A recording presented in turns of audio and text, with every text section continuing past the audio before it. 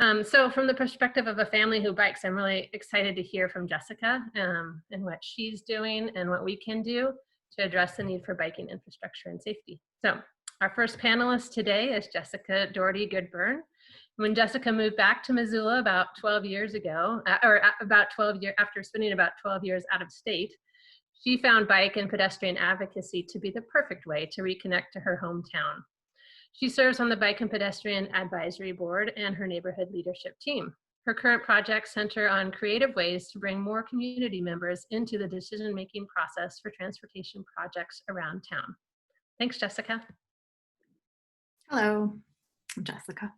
I've been a bike commuter for about 15 years, and I grew up here in Missoula. I went to high school here and then moved away for school in Eugene, Oregon, and then was in San Francisco.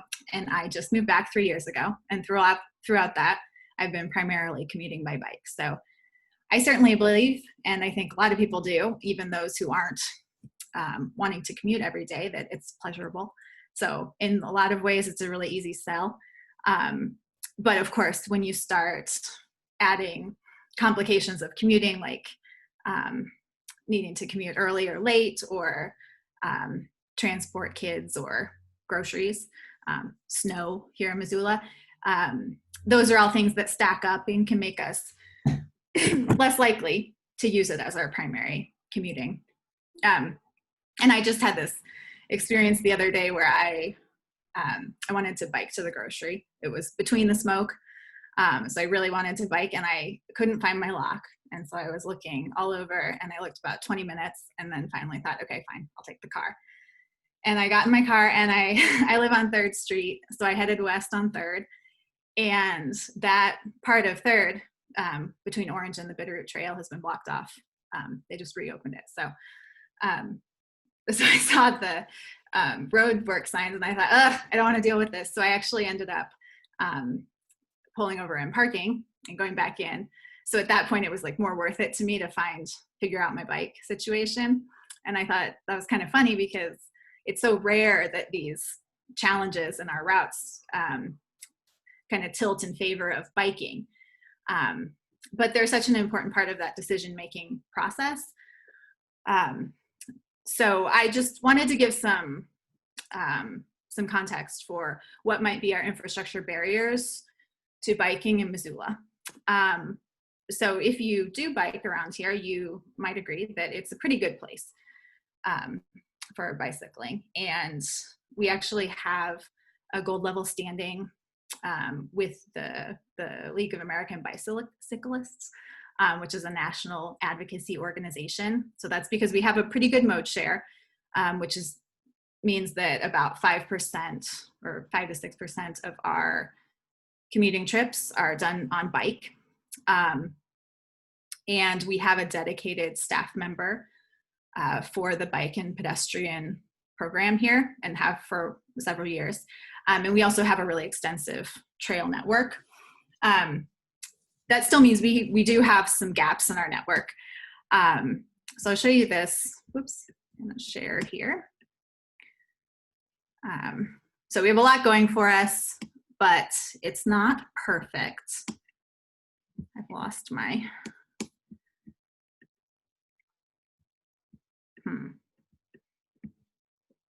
I used to have when I shared these web pages available, but I'm not seeing them now. There we go. Okay. So this, a lot of our bike facilities are on more major roads. So when they redid our bike facilities master plan in 2016, one of the things that was looked at more heavily was not just the streets that are safe, but also how to create a network that is comfortable for all ages and abilities. So this map is of the low stress network. So anything that's colored is an area where all ages and abilities will feel safe and comfortable biking. And as you can see, there are a lot of gaps. So if you're trying to get across town Depending on your comfort with crossing intersections with kids or biking in traffic, you're likely going to run into one of those areas that's not in a colored cluster. And for a lot of people, that can be the difference between biking and not biking. It raises the stress level, or it's just not worth it on a specific day. So the question is, how do we quickly and inexpensively create a more complete network? And the answer that Missoula has come up with is the neighborhood greenways. So these are greenways, are neighborhood streets that are near the larger streets like Orange or Brooks, but provide an alternative where there's low traffic and low speeds. And so more people would feel comfortable biking on them. So this is our current, the interactive bike map that we have, and everything that's green is kind of what our would-be greenway network would be. So they're listed as popular local streets, and they're used as bike facilities, but for them to really function like a bike facility, a low-stress network, they need a couple changes. And the city is working on things like wayfinding, which, as you can see, some of these are, they're a little more winding and it's not perfectly clear. And in some places, if you don't know the route, you can get a little bit turned around, especially like in the slant streets. And then the city also has an intern in development services who's writing a white paper on 20-mile-per-hour speed limits. And so we're thinking about kind of trying to lower speed limits in that areas to further make those accessible. Another thing that happened this year was that the city is working on putting in some kind of tactical urbanism or rapid deployment solutions. And so if you've been on Maurice Avenue or Franklin and have seen the traffic circles, these are, a friend of mine built these planter boxes, but so the city bought them from him, and they installed 3 of these on Maurice and 3 on Franklin. And the benefits of these are that they go in super fast. So it's maybe a 30-minute install from the city to put in that yellow circle and the delineators and the signs. And then James goes in and with his helpers, his kids are here, and places the planters and puts plants in them. And so you just have really quickly this traffic calming device that designates the route as a bike route, and they feel a lot more bikey now when you're on them. So another benefit of these, in addition to the speed at which they can go in, is that they're way less expensive. They did all 6 of those for less than the cost of 1 roundabout. So not everybody's happy. They're not universally loved, the look of them, but there is the benefit of the cost. And one thing I like about them, if we're talking about how to get involved with more systemic changes, is that the city is kind of putting these out here as a template and welcoming people to plant in them or even paint. They can't quite say that they want you to paint on the sidewalk, but that is a possibility, to create murals within these and just really personalize them to the neighborhoods. And another thing I like about it is having some of these choices about infrastructure be put in the streets and giving this opportunity for people to interact with them. So I helped with one of the installs, and we had a lot of people come up and ask about it and give their opinions. And it was just really interesting to hear people who have a stake in that area and who have used it for their own transportation give feedback. So because they're really quick to install, we can make changes along the way.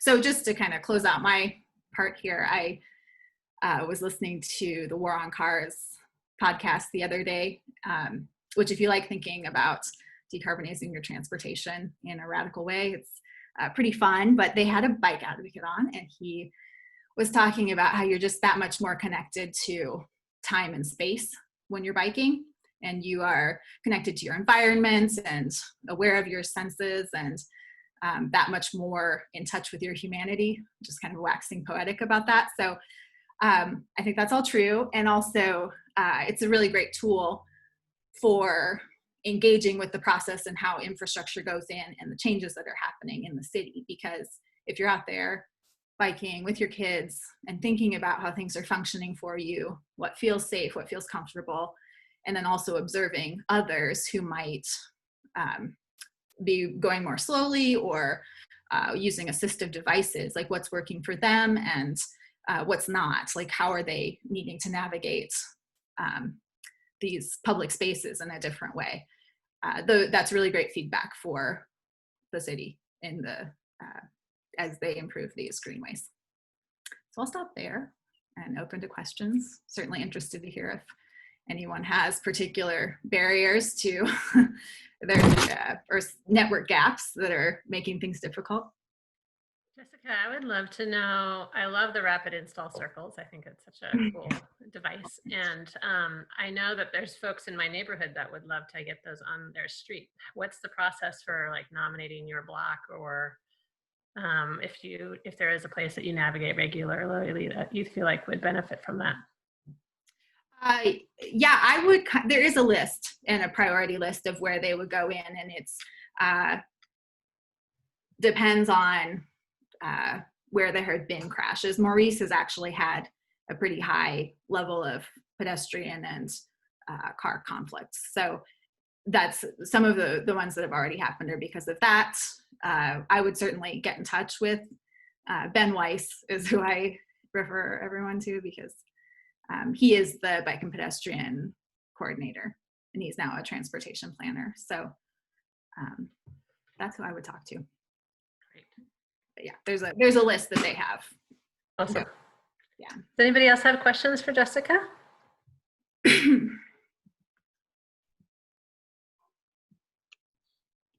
I do. Jessica, so is Ben the person that community members can reach out to if there are other issues in their neighborhood? You know, whether the rapid install circles are appropriate or not, but just to say, hey, this intersection's a problem, or this street has these issues, is Ben the right person for folks to contact? Yeah, that would be appropriate. Or you can reach out to the bike and pedestrian board, come to one of our meetings. Great. Why don't we move to electric vehicles and Jim Coulter from Flanagan Motors. Jim is a longtime resident of Western Montana and has spent the last 35 years in advertising sales management for auto sales.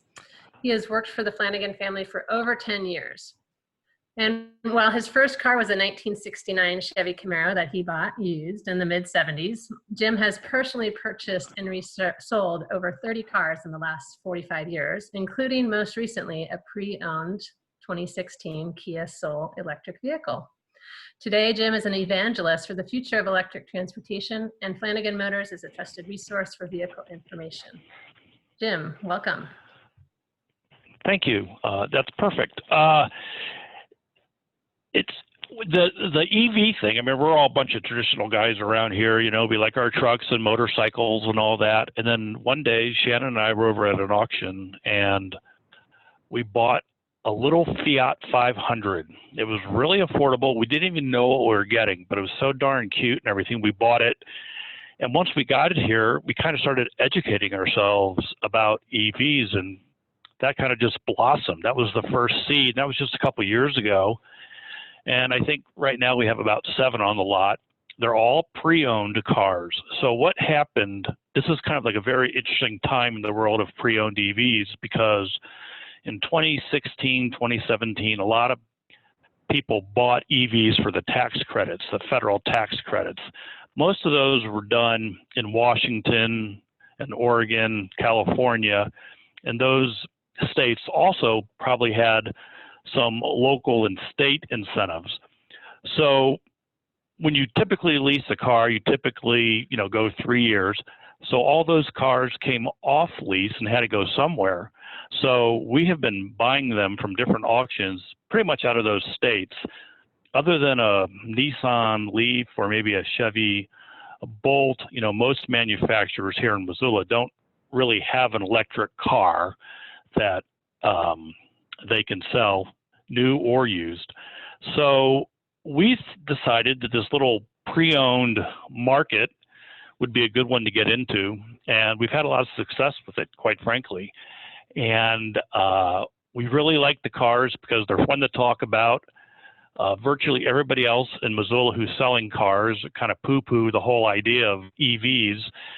So I have a couple little facts that actually I've got them, believe it or not, from the United Auto Workers Union, who's obviously very concerned about EV production replacing internal combustion engine production because there's so many less parts with an EV. So that they are advocating, they just want to have a positive transition, because the transition is going to happen. Last year, for the first time, more electric cars were sold in the United States as compared to cars with manual transmissions. So we all probably grew up driving a manual transmission. While that number is not huge, it's still significant. 2% of all the cars sold in the United States were EVs. That's obviously going to be going up.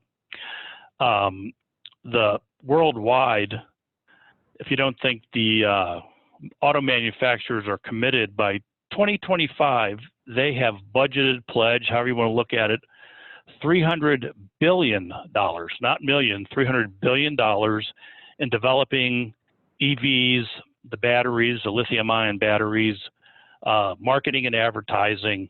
It's a big deal. And another little fun fact that just came out was Tesla announced that they are now finally going to have a car at a price point of $25,000 that will get a 300-mile range.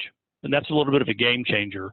So the technology, I think since 2010, the cost of making a lithium-ion battery has gone down like 75%. And that's the most expensive, essentially, part of the car, because that battery replaces the engine and the transmission and the exhaust system and spark plugs and radiators and all that stuff. So the reason that they're so expensive is because that battery capacity has been really expensive to make.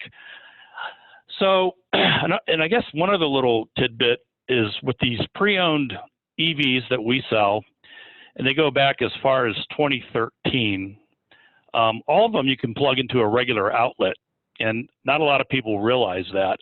So if you just have an outlet in your garage, for your weed eater, you can plug in your car overnight and get a charge. I think every one of our cars has also a 240 outlet, which is called level 2 charging. And that's what you're seeing all around, and they're just putting them everywhere. I mean, there's one down in the garage, downtown. They're kind of showing up everywhere. I was just on a similar call a couple days ago with the Department of Environmental Quality, and one of the things I learned is in the Volkswagen Dieselgate thing, Montana gets $17 million. And some of that, I don't know if all of it, but obviously a big chunk of it is going towards infrastructure. So the University of Montana is going to get 4 220 charging stations. They showed a map of the United States with a grid showing kind of like alternate routes strictly for EV. So if you look at like whatever the main interstate going north and south in California, it's probably 4 lanes wide each way. There's gas stations everywhere. They're not trying to compete with that. They're going to take Route 1 instead and put EV charging stations as far north as they can go and as far south as they can go.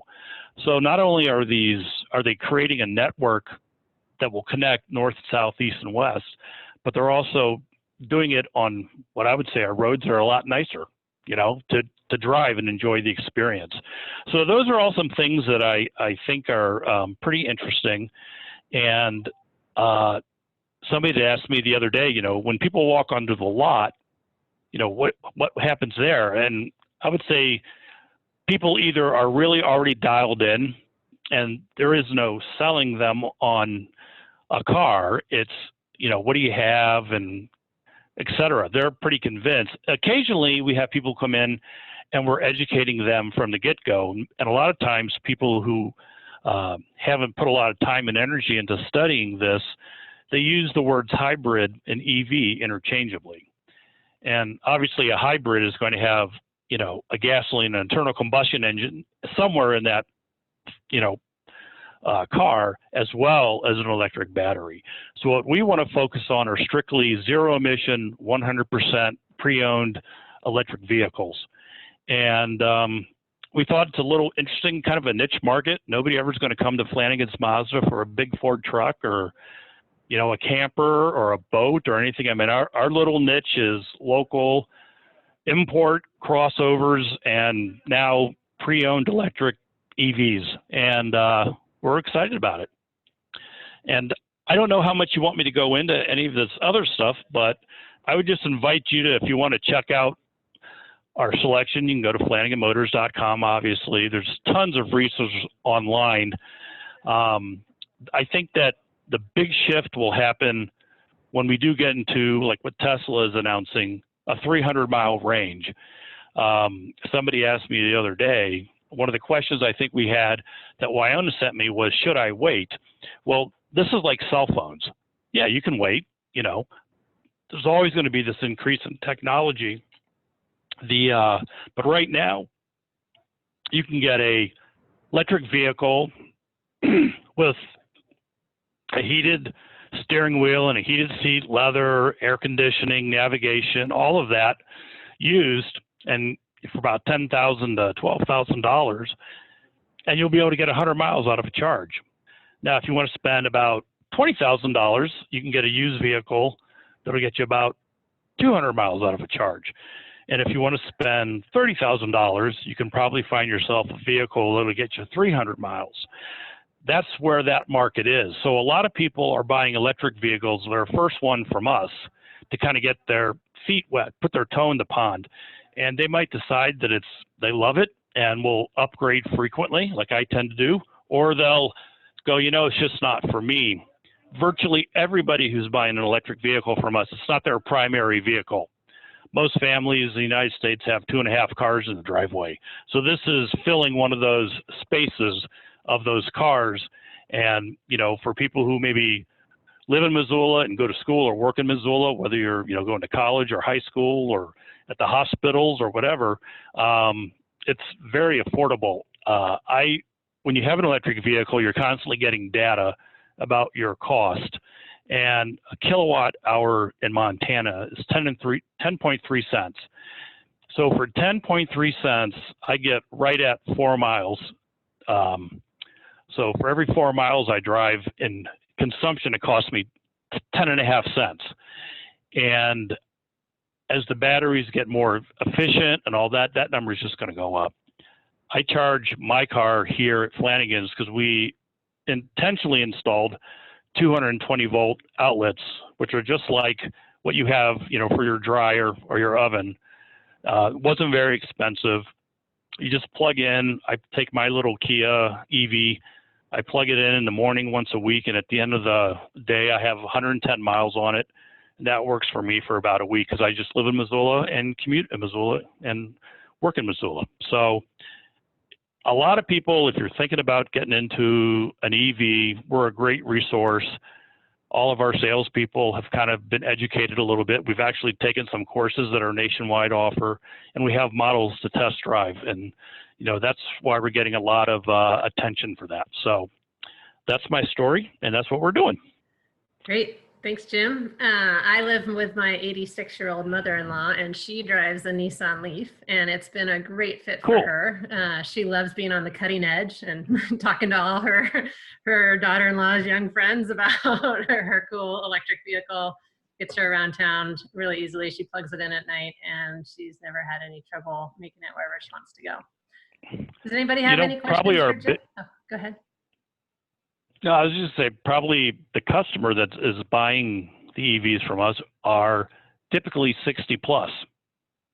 You might think it's a youth-driven market, and it's not. It's people have a little bit disposable income, have a couple cars in the driveway, and want something that, you know, is unique and neat, and feel good about, you know, not adding more, you know, pollution to the air in Missoula, especially in the wintertime. Yeah, Thank you. There was one question about how many miles on average that 10 cents a kilowatt hour gets you. Did you say 4 4. miles? Yeah, 4. 4 Yeah, miles. I think we've calculated we spend like less than $5 a month on gas. Yeah. You know, on electricity for Right. for the car that my mother-in-law drives. Yeah, I spend about 7. So, yeah, it's cool. Great. Well, any other questions? I have a question. Jim, can you talk a little bit about what it's like to travel around Montana in an electric vehicle? You mentioned, I think you mentioned a website or an entity anyway that's doing some mapping across the US of routes, but could you talk specifically about traveling in Montana and what that looks like? Sure. Well, I would say that right now, traveling in Montana in a $15,000 or less EV is not very practical. The map that I was referring to, you know, those roads and those charging stations are under development as we speak. If you get about 100 miles, let's say I go to Hamilton, to the best of my knowledge, there isn't a place down there to recharge. And if you could find a level 2 charger and you needed to go from, you know, no charge to 80%, it's going to take 4 or 5 hours. So in more congested areas, like if we lived in Phoenix, you could drive, you know, and virtually all hotels have, you know, charging stations and things like that. So right now, while it's physically possible to do it, you'd have to, you know, map out a really very accurate course. And if you had a Tesla Model 3 or Tesla S that gets 300 miles to a charge, you know, that's a little more practical. Again, most people who are buying these cars right now in the year 2020, 2019, it's not their primary form of transportation. So we live in such a rural state that if I wanted to go to Bozeman or Billings, I personally would just rent a car, is what I would do. That's still cheaper than, you know, owning a $40,000 SUV. And, but that is changing literally every day. Like I said, there's going to be 4 charging stations at the U. And they're just, you know, there's one commercial charging station out at Walmart where if you slide a credit card, they have what they call DC charging. So if your car is moderate enough to take a DC current, so the batteries work on direct current, but we put alternating current in it and it converts it to direct current. If you can just put direct current directly into the car, you can complete your charge in about 30 minutes. So if you were to go to Walmart, plug in, slide your credit card, and go shop for half an hour, when you come back, your car would be completely full. So right now, not too practical. 5 years from now, no problem at all, because everybody's going to be driving electric cars. More than likely, we'll have traded up to something that gives you 300 miles to a charge. Until that point, some people suffer from what they call range anxiety, which is a commonly used term. And it's just like, what happens if and it's legitimate, what happens if my car, you know, runs out of electricity in the middle of nowhere? Well, yeah, that's a concern. Generally, that doesn't happen because it's the same mentality as your gas car. You know, you don't drive it down to almost empty and then figure out where a gas station is. So that's kind of a long roundabout answer to your question, but it's a good one.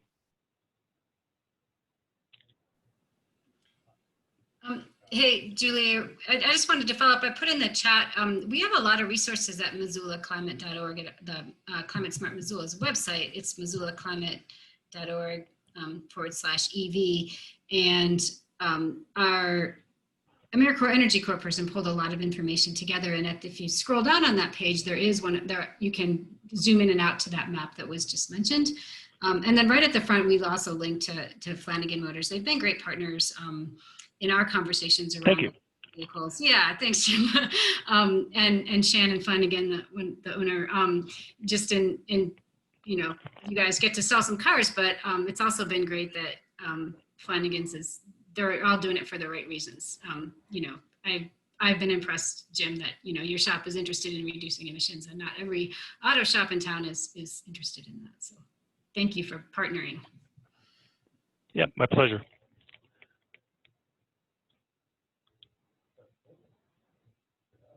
Okay, great. Any other questions? I just want to make one more comment. I'm super excited about the partnership possibilities of EVs, buses, and trains. So that's probably a good segue. Excellent. Thank you, Jim. And next up is Amy Sillenberg, who is joining us today in her role as a board member at the Mountain Line. Amy loves putting her passions to work leading Climate Smart as the executive director, and strengthening connections and initiating new programs and building a resilient community. She was part of the team that launched Climate Smart and has been at the helm since its inception.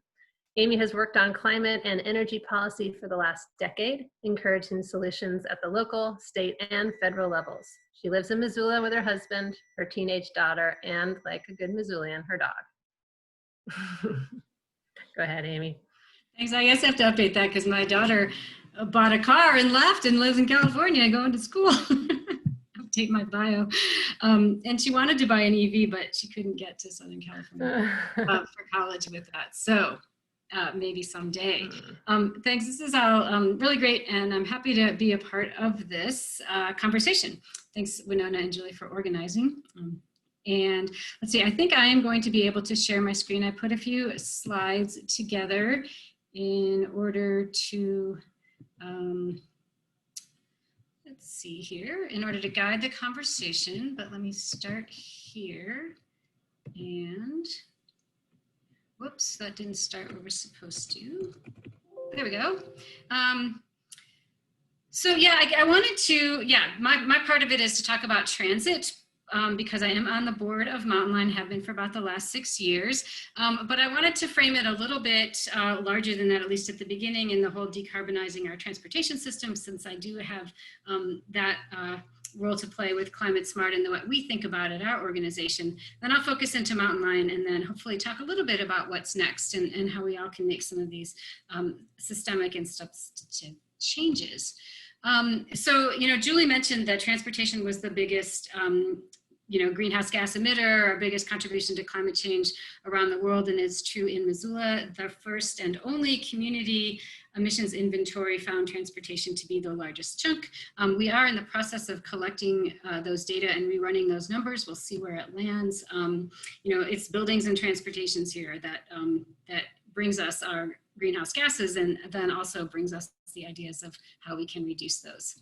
I also wanted to point out that Missoula is in the process of updating our long-range transportation plan, and this happens about every 4 years, and it's a pretty exciting time. You can Missoula Connect, or there's different options, so you can see where we are with that, but really trying to figure out how we meet the goals of our community and plan. Transportation is so big and there's so much infrastructure that you really have to think ahead if you're going to make any progress, the significant and real systemic progress that we need. That's an ongoing project, and I just wanted to mention that back in 2016, the plan that we have now that is being updated, the community decided to go with basically option 3 in the plan, which is an ambitious mode shift goal. So Jessica talked about this, but really going from drive alone vehicles and shifting and actually tripling over the course of about 3 decades, the amount of walking, biking, and busing that we do. And that's the official goal that's in our long range transportation plan now, and is hopefully going to stay in the plan that's being updated currently. And the way I look at it, all those drive alone vehicles, if they're electric, then we can keep them, that's okay. But we are trying to shift over to more bike, walking, and busing. And a lot of that has to do with congestion, and a lot of that has to do with growth and the number of cars on the road. And also you can see in there the little icon for telework. That's actually obviously growing especially over the course of this last 6 months or so. So we have currently in Missoula a pretty ambitious goal to shift to a more active transportation, and acknowledging that we will always still have cars, but there's a lot of things we can do to broaden the range of options for folks. And then I also just wanted to mention that the community has a climate action plan. Climate Smart, kind of before we actually were Climate Smart, helped develop this with the input of the community. And what's kind of interesting about it is that clearly transportation is one of our big sectors or buckets as we address climate change and what we can do about it in our community. And when we first wrote the plan, we had transportation on one hand, and then we had smart growth or land use planning as a separate bucket. And over the last year or two, well, actually a year or two of this, having this plan and working on it, we decided to bring those two together. Because you can't really work on transportation without thinking about the infrastructure and how we grow and where we grow. Do we sprawl or do we focus inward?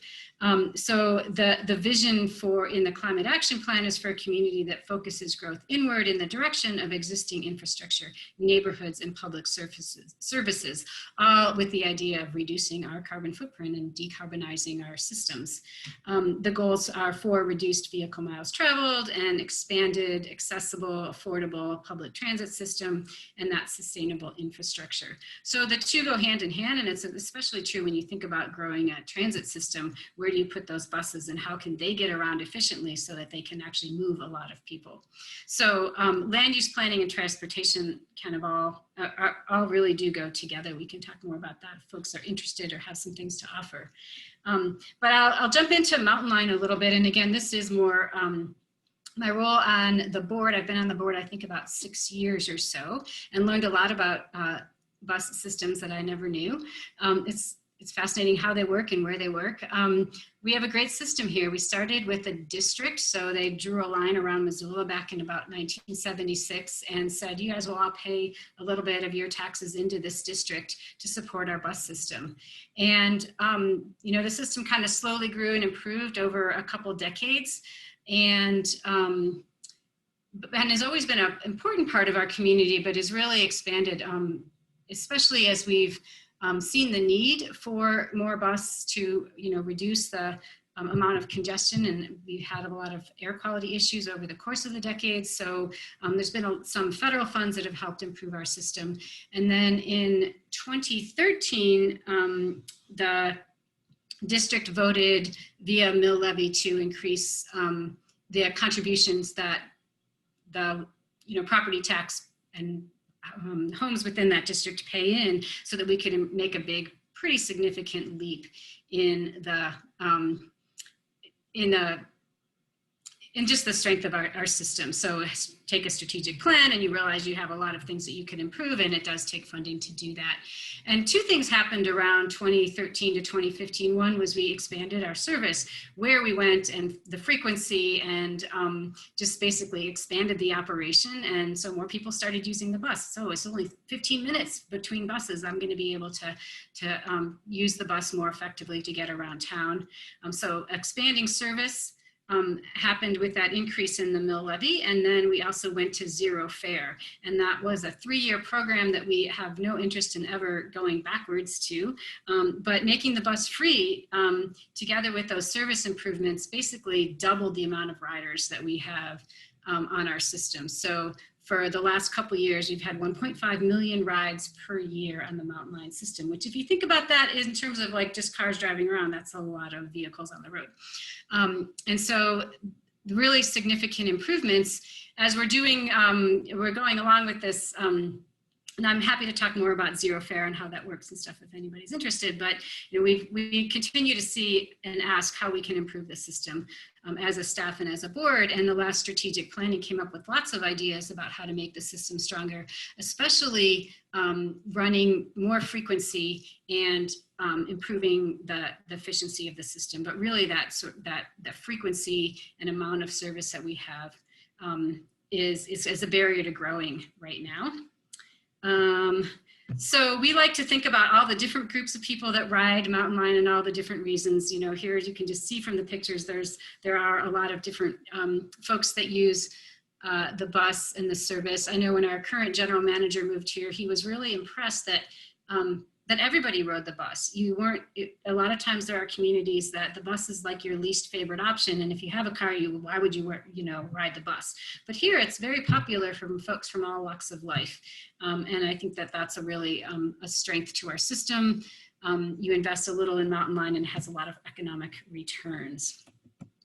And then of course the other strength to our system, as people appreciate, is that we are decarbonizing the bus system itself, going from diesel buses to all electric, zero tailpipe emission buses. We did pass a resolution earlier this year to move our entire fleet over to electric buses by 2035. And again, there are sometimes, there are federal funds that can help you buy the buses. We have 6 electric buses now. We have 6 more either on order or planning to get, and some funding to support that. And that can really help clean up the air. But that federal funding and some of the funds that we get to help run our system, it's really not enough to grow the system in any substantive way. And so the board decided to put a mill levy on the ballot for this November. And I wanted to talk briefly about that, because if there is something that folks are interested in doing, supporting Friends of Mountain Lion and voting for the mill levy or talking it up amongst your friends and colleagues will be really helpful. And so this is, again, it's only the second time the Mountain Lion has asked for an increase in the mill levy since our inception in 1976, but it really is integral to growing our bus system and, again, decarbonizing our transportation system here. So what it will do if we are able to pass this mill levy is expand weekend service. So right now we don't have any services on Sundays. A lot of people work on Sundays. And it will also just have buses run more frequently on heavily used routes, late evening bus frequency on more routes so that people can go out once we're able to go out again and go to the bars and do those kinds of things. The buses will be running in the evening time. Better service for seniors and people with disabilities. We run a paratransit system that's not the bus, but it's part of the transit system for folks that need it. Continue to grow zero fare, and then help support this conversion from diesel to electric. So all of these things are part of our mill levy request, or those are the things that would be supported on that. If you go to friendsofmountainlion.org, you can learn more about the mill levy itself. You can see organizations, businesses, and community voices that support Mountain Lion. It is a ballot initiative, so nonprofits are able to support. So groups like Clearwater Credit Union, Climate Smart Missoula, Missoula Food Bank are supportive of this mill levy. And you can even add your own personal name. So again, at that website, there's a little thing for endorsements. We'd love to have you endorse the mill levy. And also, just things that if people are interested, I'm again happy to answer more questions about it, but we hope to get the word out. We weren't sure to run this mill levy, to be honest, at this time. It's not an easy time economically for a lot of folks, but we did a lot of conversations and some polling, and people really do support the bus because they recognize that it does benefit us all. And if folks, a lot of folks can get around on the bus, especially if it runs longer on Saturdays and runs on Sundays, and hopefully then wouldn't need an extra car and can use those costs, that cost savings to put into housing or to something else that's of need. So it can be really the bus system can really help families get away from needing potentially 2 cars, or what was it, 2.7 that Jim mentioned, if you can rely on the bus and rely on it year round. So that's where Mountain Lion is. We have a great bus system that is looked upon nationally as being, just a robust and strong system that's really liked by the community and used by the community, and that's exciting. And I do feel like, having the option of being able to jump on the bus, maybe being able to bike and then put your bike on the bus, or walk to your bus, there's a lot of co-benefits in health in riding the bus, and it will, obviously does reduce our contribution to climate change by helping to decarbonize our transportation system. So I think supporting the buses, there's lots of ways. The other thing that's interesting, I think, about the whole transportation system, as far as what we can do individually, it's it's a very visible thing you do, how you get around. So, you know, you could be in your house and you could, you know, turn your thermostat down or turn your lights off, but no one would ever really know that you're saving energy in your home. But people pay attention when they see, oh my gosh, look at Julie, she's got 2 kids strapped on the back of that bike and she's still riding up the rattlesnake or things. It's like, wow, if she can do it, I can do it. I think there's a lot of peer pressure, maybe even sometimes, and a lot of inspiration by seeing how we get around town.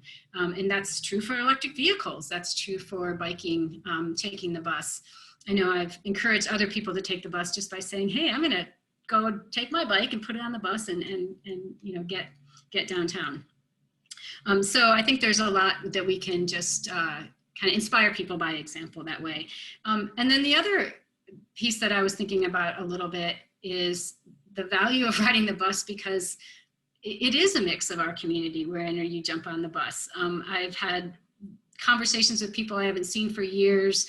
Somebody I ran into, you know, out and about on the trail, then I find them on the bus and we kind of reconnect or have a conversation. Folks that you know, and then it's also folks that you don't know, and people on the bus that you might not ever interact with or very rarely interact with, because they come from different parts of Missoula and their lives don't intersect maybe with my life on a regular basis. They're on the bus, we talk, we can say hello. There's a lot of community building and humanity connecting on the bus. And I think that's very important if we're going to actually address climate change, is thinking about how we communicate, or how we actually interact and get to know each other. So that's sort of that big picture frame of maybe why we want to be involved in some active transportation options like the bus. And I think I can stop there. Great, that was super informative. Thank you, Amy. Does anybody have questions for Amy about the transit system? I am curious, like with COVID, how you've seen any impact on ridership, and if you're taking any precautions. I got the flyer for the mill levy yesterday in the mail, and I hadn't heard about it before I got that flyer. So I was just kind of curious, you know, it did seem like kind of strange timing with COVID, and I wasn't sure how much bus riding is really happening right now. And then I was also curious what kind of ridership bump you would expect from that mill levy, or what are you aiming for? So the first question, yeah, we've definitely seen a decrease. I mean, when COVID first came around, we reduced service, and part of that was to protect the drivers, and people just weren't moving around very much. So we definitely have a decrease in service, and we sort of ask people, hey, if you don't need to ride the bus, don't right now until we can get some systems in place. Now the systems are there. We've ordered new plexiglass, everybody wears a mask. We've had no operators come down with COVID, and you know that we're aware of. There's a lot of testing going on, and we have no COVID transmissions associated with the transit system that we're aware of. So it has taken a hit, and this is true around the country, but we also know that it's going to bounce back, and people are starting to feel more comfortable riding the bus. We have full service back up and running at this point, and are no longer telling people not to ride it, because we feel like we can do it pretty, that it's been demonstrated to be safe at this point. The mill levy, it actually wouldn't start, you wouldn't start seeing that bump in your property taxes till a year from now. And the improvements wouldn't start till 2022. So like any of this transportation, it's long range planning and it's thinking ahead. So we're envisioning by January of 2022, people will be wanting to ride the bus a lot. And that's when those improvements would make. And to be honest, I don't have a number in terms of numbers of people that we're expecting that this mill levy will bring onto the bus system. It is a little quirky. Like when you first start Sunday service, not a lot of people ride it because they don't know about it, and it takes some time to build. So I know that the staff have some projections for ridership. It'll take a little bit of time to really build that. So, but we're trying to make the improvements to the system that are also important for equity. And that really is where that Sunday service comes in. A lot of people who don't have cars work on Sundays. And so it may be that, that not a ton of people are riding the bus, but over time we think it will grow. And yeah, so it's not a huge mill levy ask. It's not like the parks and library and the parks and some of those that we've seen. $200,000 house, $54 a year. So we tried to keep it. We would have loved to have more money, you know, and have a bigger mill levy, but we knew that that wasn't appropriate, especially at this time. So we tried to ask for just what we can and still have a, you know, strengthen our system. But those are good questions. Yes, Winona. I have a question. Well, I have a comment. I've been riding the bus with my daughter to school and then walking or running home. I use it as my inspiration to get out and exercise first thing in the morning. So since I work from home, I take her on the bus, which is always an adventure. And it's felt really comfortable, how it's operating, getting on the back and wearing masks, and it's felt great. One question I have is are there any conversations around the improving kind of service to schools, or how does the public bus system kind of interact with schools? I mean, they have their own bus system, but probably not much. There's not much interaction because, yeah, they have their own system, private company. Diesel buses, they don't seem very interested in changing those. I mean, the one thing is, you know, the public transit buses run a lot longer during the day, a lot more miles and over the course of the year. So in terms of decarbonization, it's better to decarbonize or, you know, change to electric vehicles in the transit than school buses. To be honest, they don't actually travel that many miles. There's been some thought. The one system that we want to integrate better and coordinate better and potentially even someday be one system is with the university. So there's a lot more potential there. With MCPS and the school system, we're pretty far apart in understanding how those systems would meld. There's been a little bit of talk. I think people, you know, maybe in 20 years, this could all be one big transit system, but it's not priority and it's pretty difficult at this point to think how that would work and work economically.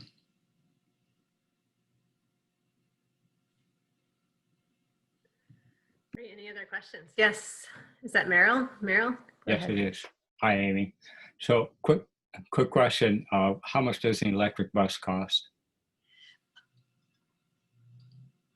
They are pushing about $1 million. They're coming down fast in price. I think our last one wasn't quite that much money. It's a little bit tricky because you've got the bus and then you've got the battery and then you've got the infrastructure.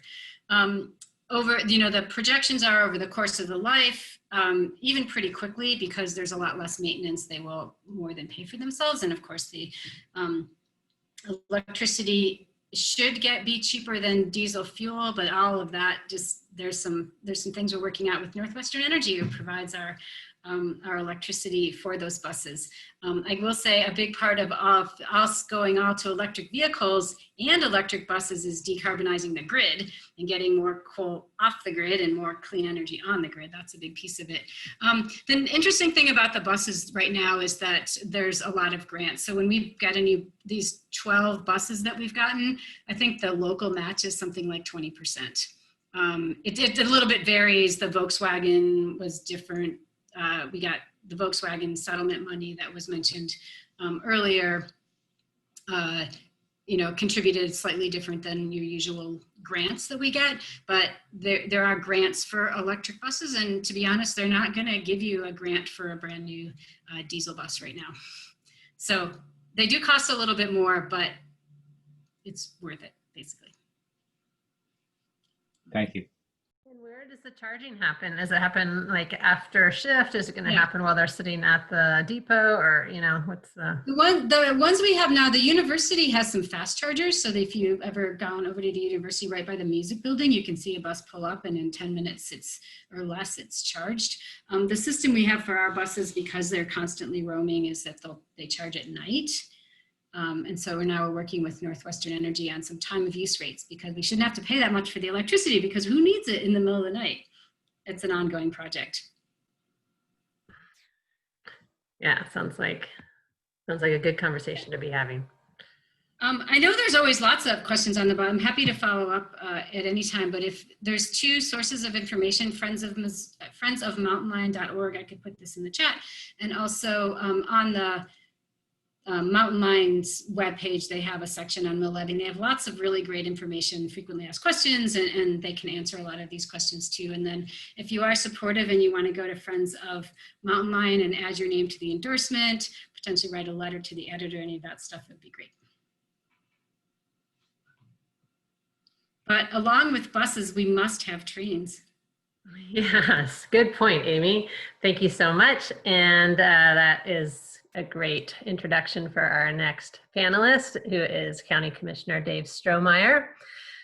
Dave and his wife Gretchen have called Missoula home since 1997. Starting in 2016, he has served on the Missoula Board of County Commissioners, and he chairs the Missoula Metropolitan Planning Organization's Transportation Policy Coordinating Committee. I would love to hear the acronym for that one. He also has represented Ward 1 on the Missoula City Council, where he chaired both the Public Safety and the Health and Conservation Committees. He's also spent 18 years with the Bureau of Land Management and the U.S. Forest Service, and 13 years in the private sector as a public historian specializing in environmental and Native American history. Welcome, Dave. Thanks, Julie. And the acronym is TPCC. So, and Jim, I wanted to follow on something that you mentioned earlier. I think you might have mentioned how most folks are savvy enough to know when their vehicle is running out of fuel, and I guess that could be either electricity or gasoline. My 16-year-old son, who prides himself in being an expert driver, even though he just got his driver's license in February, called us a couple nights ago from Drummond asking, so how far can I drive when the fuel light comes on? So we were going to let him call AAA if he ran out of fuel. I don't know if AAA has the ability to charge electric vehicles or not, but maybe one day they will. So anyway, thanks. I think they will. I think they yeah. will. You know, when you're driving an EV, there's no tachometer. So the big gauge right in front of you literally just tells you how many miles you have to go. And most of them, you hit a button and it'll tell you where the nearest charging station is, as long as they're listed with like Plug-in America and some of the other EV cars websites.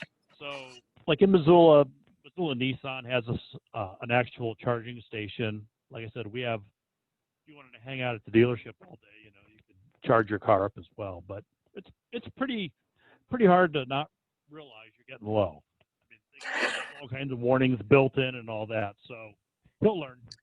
Okay, well, you've sold me on an EV then, especially for my professional driver of a son. So anyway, thanks so much for having me. And the one piece of our transportation portfolio that we have not talked about is rail. So when it comes to passenger rail, particularly Amtrak long distance trains, by some estimates, those trains are about 47% more energy efficient than your traditional combustion engine motor vehicle, or about 36% more energy efficient than air travel. So in my estimation, and certainly in the estimation of my colleagues on the Board of County Commissioners here in Missoula, the time to revisit passenger rail travel in Montana, the southern tier of Montana, is now. What folks might not realize is that at one point in time, Missoula and Missoula County had two transcontinental railroads that offered passenger rail service. We had the Northern Pacific, which you can still see the train station up by the farmers market at the north end of Higgins Avenue. The passenger train that ran through there was the North Coast Limited on the south side of the Clark Fork River through town. And folks may not know this, but the Kim Williams Trail used to be a rail line. And so the Boone and Crockett Club today was the rail station for the Milwaukee Road, and the Olympian Hiawatha was their long distance passenger train. In 1971, when Amtrak was established, those two routes kind of or the names of those two passenger trains were combined into one, so it became the North Coast Hiawatha. From 1971 until 1979, that operated through our community. In 1979, during an era of Amtrak retrenchment, we lost passenger rail service through Missoula and Missoula County. It was retained along the High Line by way of the Empire Builder, but for the past 41 years, we have been without what I think is arguably an important piece of our transportation infrastructure that in the year 2020 indeed would help us reduce our carbon footprint. So what do?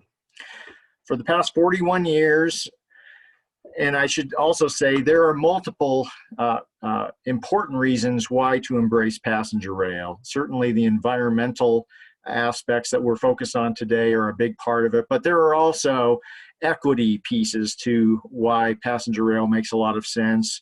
And there are also economic development reasons, which are certainly many and varied and quantifiable. If you look along the High Line with the Empire Builder, passenger rail is a lifeline to many of those communities in that part of our state and throughout the region.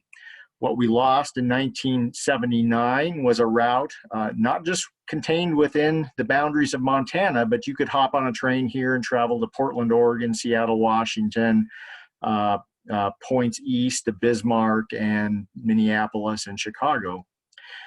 And that is what we're trying to restore here in the current era. So over the past 41 years, there have been various attempts to restore passenger rail service, typically led by passionate individuals or advocacy groups. But what we have lacked here in Montana has been the governance structure, the institutional infrastructure to really motivate a project like this, an undertaking like this. And those various attempts over the past 4 decades have been punctuated by times of excitement and enthusiasm, but then long periods of despair and having a perennial wet blanket thrown on the idea by some of our very own elected officials. So in the mid-2000s to late 2000s, some of you may remember Missoula, and this would have been during the time I served on the Missoula City Council. There were various resolutions that we passed in support of passenger rail service. We actually worked with Senator John Tester in his first term in office to get some federal legislation passed that directed Amtrak to do a feasibility study of restoring this east-west long-distance connection. A very big price tag was associated with that at the time. Arguably, that was an inflated price tag. Many of us believe that essentially bankrolled the reconstruction of the freight railroad lines on the backs of a passenger rail project. But regardless, over a decade has elapsed since then. That study and analysis is stale, outdated. Many of the infrastructure improvements proposed by that study have already been completed by the host railroads. Here we're talking Burlington, Northern Santa Fe, and Montana Rail Link. And also in the spirit of not simply trying the same thing and expecting different results, over the past couple of years, it occurred to me, what can we do differently? What can we do as county, local government, county governments to further this initiative, this goal of restoration of passenger rail service that we could not accomplish either as individual isolated communities, siloed communities, or by way of the state legislature, which, let's face it, has been virtually useless when it's come to supporting an effort like this, particularly if an effort like this is linked to any environmental concerns for reducing our carbon footprint, for instance. So thankfully, last year, our very astute county attorney's office here in Missoula County found a statute on the books dating to the early 1990s that allows counties, and only counties in the state of Montana, to establish something called a regional passenger rail or regional rail authority. So wanting to seize the moment, we, and I'm going to endeavor to share something on the screen here with you. We have started the process of banding together with other counties in the state of Montana to establish the first ever regional passenger rail authority for Montana. We're calling it the Big Sky Passenger Rail Authority. And this does not diminish the importance of the Empire Builder along the High Line. And in fact, we are working vigorously to try to maintain full service of the Empire Builder and not cut back service as Amtrak is currently proposing. But we would argue that a more robust passenger rail system that provides more interconnectivity, just as if we were talking about interconnectivity and connectivity within our own community, actually makes the overall system better and more functional and over the long haul more sustainable. So earlier this year, we extended an invitation. Missoula County extended an invitation to 24 counties, stretching from Sanders on the west side of the state to Webo County all the way over there by North Dakota. Of those, the counties shaded in green on your screen have expressed an interest in participating in the authority, and the counties with some hash marking indicate those counties that have adopted a joint resolution to establish the Big Sky Passenger Rail Authority. I just got a call a couple days ago from Granite County to our southeast, and they might actually be joining our efforts too. So within the next few weeks to a month, we're just going to make this thing happen. It only takes 2 counties to establish the rail authority. We've surpassed that threshold, but have just been giving counties some additional time to think about whether or not they wanted to join in with this effort. It's also something that we're looking at beyond just east-west connectivity. There was once, at one point in time, passenger rail service between Salt Lake City and Butte and between Denver and Billings. And we would argue that in the year 2020, it makes a lot of sense to think about, from a connectivity standpoint, keeping the options open to restore those connections also from those points to points east and west beyond. So it's a pretty exciting point in time that we're at. We had a passenger rail summit, the Montana Passenger Rail Summit, sponsored by Missoula County on the 17th of this month. In the chat box, I put the link that you could check that out. There's a lot of information there, not only about the summit, and there's a recording of that event, but there's also information about the establishment of the Passenger Rail Authority that we're contemplating setting up here. There's an opportunity on that site to sign up for updates and to also speak out in terms of how you might be willing to help out with this undertaking. It's admittedly a bold and heavy lift to pull this off, but I would argue that we have sometimes slipped into a state of amnesia in terms of our ability to do big, bold things that cross jurisdictional boundaries. And if we're charting out our transportation future, I would argue we ought not to be looking into the rear view mirror to recreate the world that existed 6 months ago, transportation-wise, and that even in the midst of pandemic, this is exactly the right time that we need to be thinking about how to invest strategically moving forward. There are a few other things afoot that I would just point out to you before I offer some specific ideas for how folks on this call or folks you know might participate in this initiative. First, at the federal level, and I should say we, in a rare instance of crossing the aisle, so to speak, we have the support of our full congressional delegation, to my knowledge, in this undertaking to create this rail authority. But at the federal level, they're in the process, particularly in the U.S. Senate, of reauthorizing the Surface Transportation Bill. And we've reached out, and I think we have the support of our delegation in this regard, to include language in that bill that would create a multi-state rail commission modeled after the Southern Rail Commission down in Louisiana, Mississippi, and Alabama, that would take a broader perspective than just what we're focused on within the state as a mechanism to restore long-distance passenger rail service through the broader Pacific Northwest, Northern Rockies, Plains region. and also dedicate funding specifically to updating the analyses and studies that, like I say, are dated and stale and really need to be updated. So what can all of you do, and what do folks in the community need to do to further this initiative if you think it's a good idea? One, go to our website, MontanaPassengerRailSummit.org, and there you can sign up and indicate how you might be willing to help. You can participate in what we are hoping to also establish in the near future, and that is a nonprofit advocacy group called All Aboard Montana that would serve kind of a parallel and complementary role to the Passenger Rail Authority. Kind of think of it as a friends of group, and it would play a vital role in this initiative. And thirdly, contact your elected officials. I cannot emphasize this enough, and I've heard this from federal and state elected officials, is that, and having served this role myself, if you don't hear from folks, you're kind of left to your own devices. You assume that it's just not a priority for your constituents.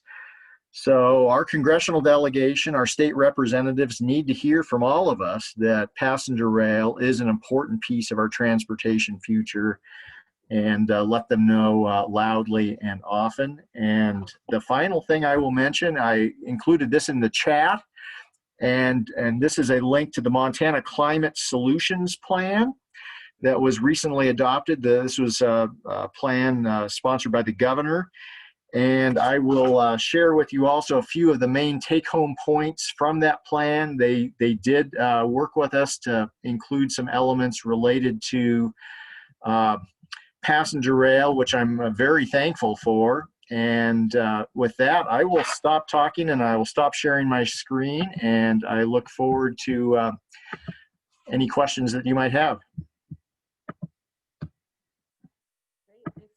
Dave, there's a question in the chat from Laura asking if Ravalli County has been invited, or if they're They have not been invited, and the reason why is not because we dislike Ravalli County. They're neighbors and friends of ours, but we're only including counties that are bisected by the route. So if we start straying from that too far, it goes above and beyond the mission of the rail authority.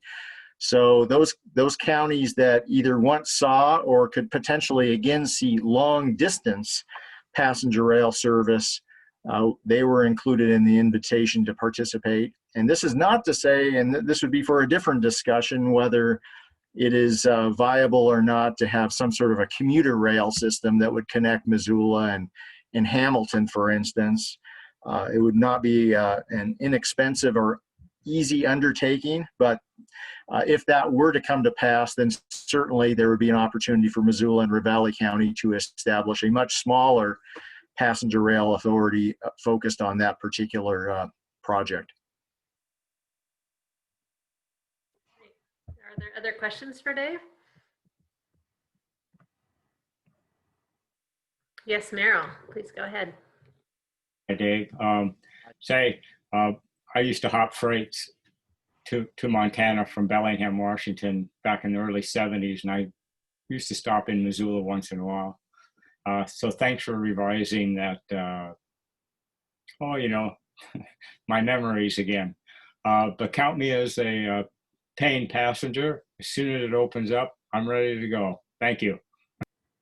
You bet. And you bring up a good point. One of the first questions many folks pose is, how much is this going to cost, and will it pay for itself? As if the ticket price of any mode of transportation truly covers all of the costs. It does not. And this is one reason why we're thrilled to support the ability of folks here in Missoula to hop on a bus and not pay a dime, is because there is a social, there's an environmental good associated with this, and we should just disabuse ourselves of the idea that even if we were to charge fare on a train, that it would cover the entire cost any more than the ticket that you buy for an airline trip covers the cost of TSA and everything else that goes into that, which it does not.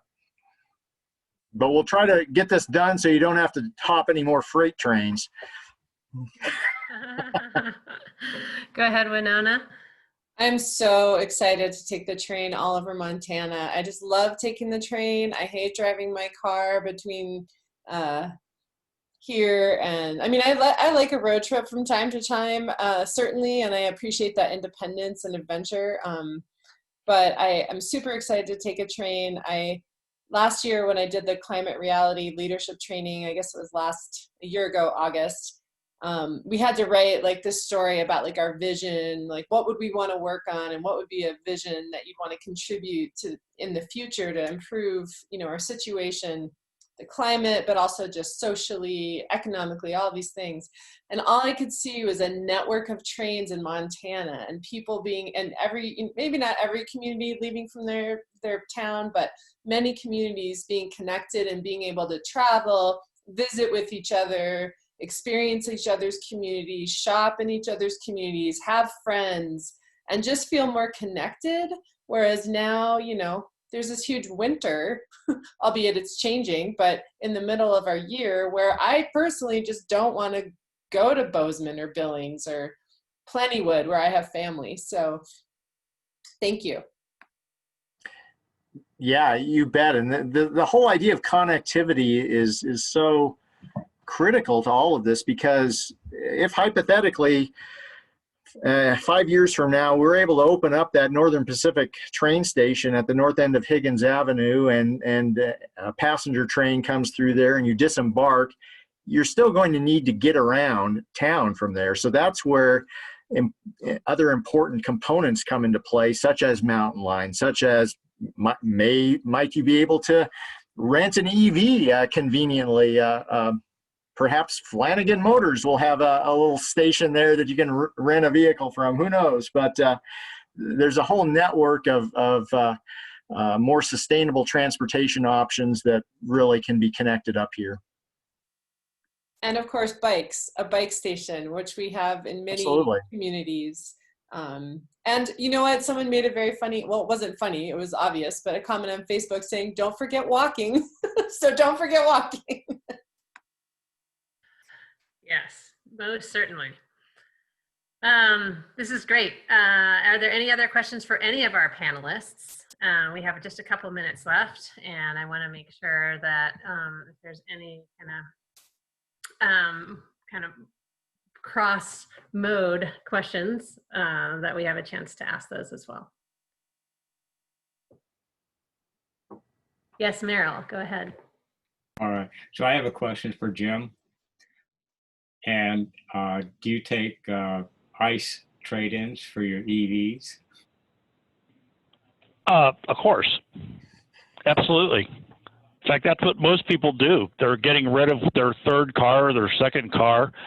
They don't want to pay the insurance on it. They don't want to keep on sticking gas in it. And we get rid of it for them. We sell it to the other 98% of the people who are buying ICE cars. And yeah, we'd love to do that. Great. Anybody else?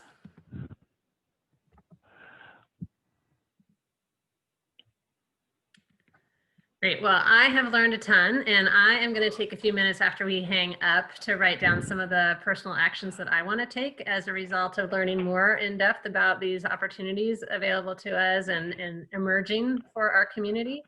And if you've been inspired, I encourage you to share in the chat what action you want to take, or ideas, or just some gratitude for the time that each of our panelists has spent with us today. Winona or I will send out a follow-up action sheet with ideas and some helpful links. There was a lot shared in the chat today. There'll also be links to the recording of this panel that are going to be posted online on the Families for Livable Climate website, which is livableclimate.org. And I just want to thank each of you as participants and panelists for the engaging discussion, and a special thank you to Winona Bateman, who organized all of this and brought our community together to talk about a better future. Thanks each of you. Yes. Thank you to our panelists very much. And to all the participants who showed up. We had quite a few registered, but again, nature calls. It's a beautiful smoke-free day. So I don't blame people for choosing that or having their own real happy hour. So thank you. Thank you.